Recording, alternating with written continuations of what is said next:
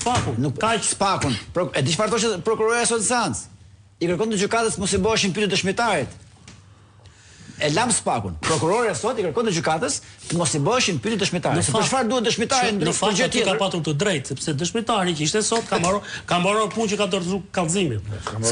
Jo, ka mbaruar punë, s'ke po çaj pyet më atë. Por ai ka mbaruar punë. Tani pyetja ime për ty është, a ka precedent kur një dëshmitar kthehet në të pandehur gjatë një procesi gjyqësor? Po patjetër.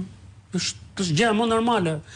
Gjë më normale që një dëshmitar gjatë procesit gjyqësor, sepse ai quhet shqyrtim gjyqësor. Sepse kemi dy lloje dëshmitarësh. Kemi dëshmitarin që ka bërë kallëzimin. Po. Kallëzimin rrem, siç do e pretendon, dhe siç gënjeu dhe sot prap. Dhe kemi dëshmitarin që ka firmos. Rama është dëshmitari që ka firmos. Tani gjatë nëse aty ka vepër penale. Vepër penale vjen pas firmës. Shiko, kodi penale ka të caktuar qartë dhe kodi procedurës po ashtu që gjatë shqyrtimit gjyqësor ku paraqiten provat, aty marrin vlerë provat, si të prokurorit, si të palës mbrojtësër, dëshmitari mund të merret i pandehur në momentin që prokurori ose gjykata gjen element që përbëjnë vepër penale. Dhe ai mund kaloj nga statusi i dëshmitarit, me njëherë mund të merret në statusin e të pandehurit. Dhe ndaj tij mund të fillojë procedimi penal. Kjo është një gjë e përcaktuar me ligj, nuk e pengon njëri gjykatën ta bëjë këtë gjë. Unë nuk shpresoj ta bëj në këtë rast, më thënë të vërtetën, por a ka ndodhur, dhe ka ndodhur në shumë raste.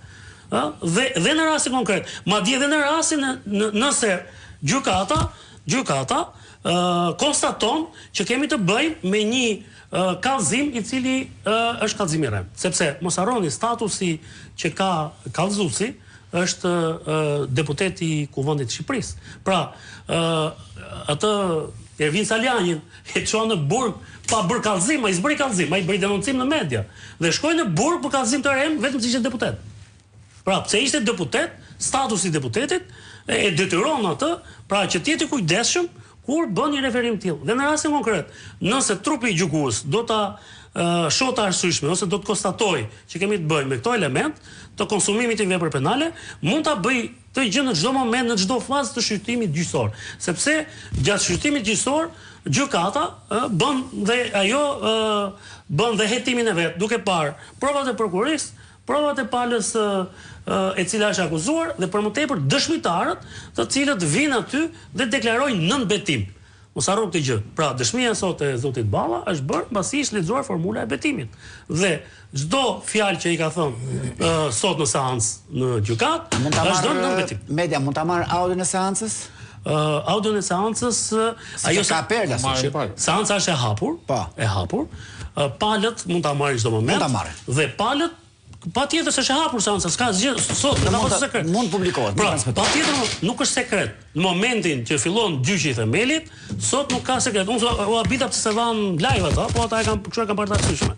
Pra, seanca nuk është sekrete, të dhënat që janë deklaruar sot nga zoti Balla aty, nuk përbëjnë sekret as për çështjen në fjalë dhe as për ndonjë çështje tjetër e cila mund të jetë në hetim e sipër. Kështu që di një rast për shembull kur u arrestu Berisha dhe një prej kolegëve që është me Ramën, po si duket s'kishte pagu kësën e radhës Rama, nëzori, këto e di nga personin fjalë, nëzori bëj një shkrim ku thoshte këtu ka firmë kryetari i KRT-s, kryetari i Bashkisë Edi Rama.